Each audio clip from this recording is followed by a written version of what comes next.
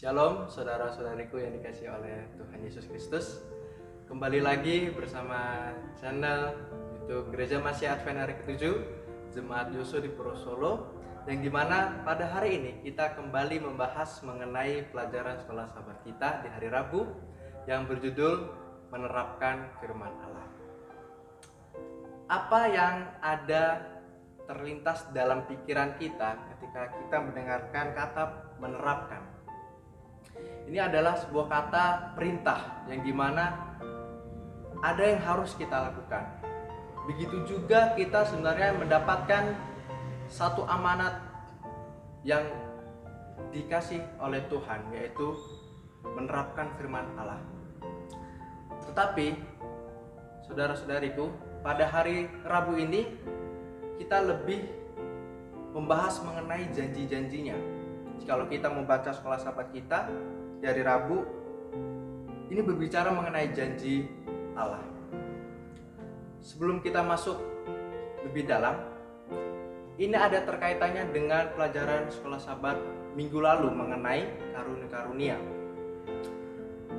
yang dimana kita sudah dikasih karunia. Ini aku kasih karunia untuk kamu, ini aku kasih talenta untuk kamu, supaya kamu bisa memuji namaku. Itu yang Tuhan mau. Dan Tuhan lebih suka janjinya ditagih, karena janji-janji Allah adalah komitmen yang Dia buat untuk kita masing-masing. Ketika kita mengklaim janji-janji ini dengan iman dan mengajar orang lain untuk mengklaimnya, berkat surga akan mengalir di dalam kehidupan kita. Sebenarnya apakah sulit bagi kita untuk menerapkan firman Allah ini? Secara manusiawi, di dalam pikiran kita mungkin sangat sulit, karena masih banyak yang harus kita kerjakan di dunia ini. Tapi ingat saudara-saudari, ada yang perlu kita ketahui satu hal. Setan pekerjaannya lebih besar untuk memengaruhi pikiran kita.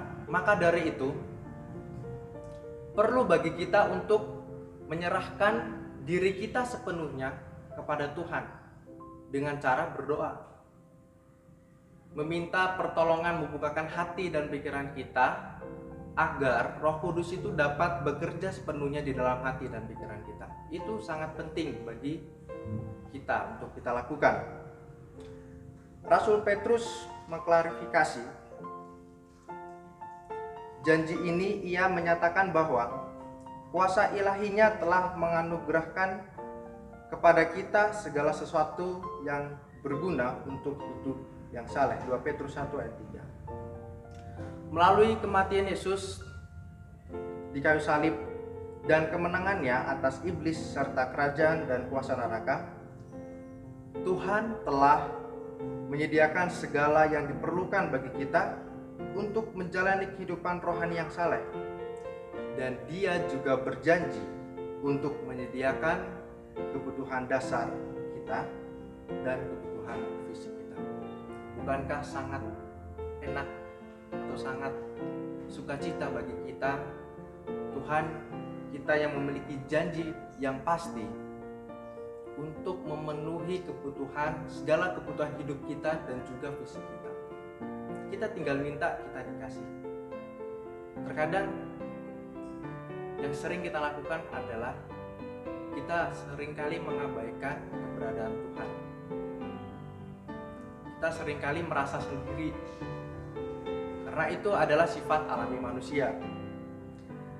So, jikalau kita membaca 1 Yohanes 1 ayat yang ke-7 sampai 9 dan Filipi 4 ayat 13 dan 19. Di sini kita telah melihat atau membaca dalam perikop-perikop ini masing-masing berbicara mengenai sesuatu yang berbeda. Dan di dalam perikop-perikop ini mengungkapkan Allah yang penuh kasih pengampunan, kuasa yang tidak terbatas dan peduli akan kebutuhan dasar kita. Janji-janji itu memberi kita kepastian bahwa Tuhan sangat memperhatikan kita. Mungkin kita pernah merasa ketika saat kita jatuh, terpuruk, kita merasa dan bertanya-tanya, di manakah Tuhan di saat aku sedang terpuruk, sedang jatuh?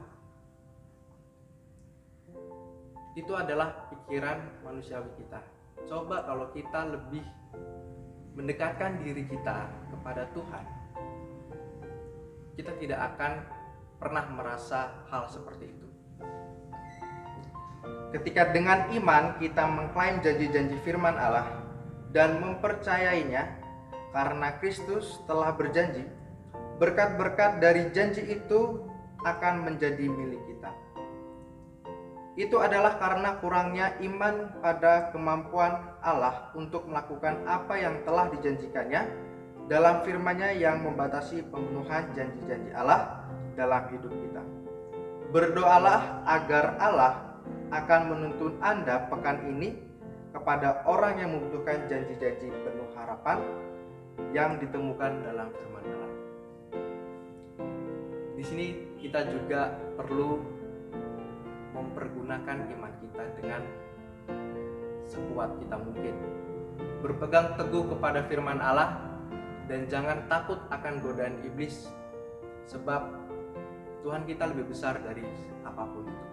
Semoga pelajaran kita pada hari Rabu ini dapat menguatkan iman dan juga kerohanian kita agar kita dapat lebih dekat kepada Tuhan. Terima kasih Tuhan Yesus.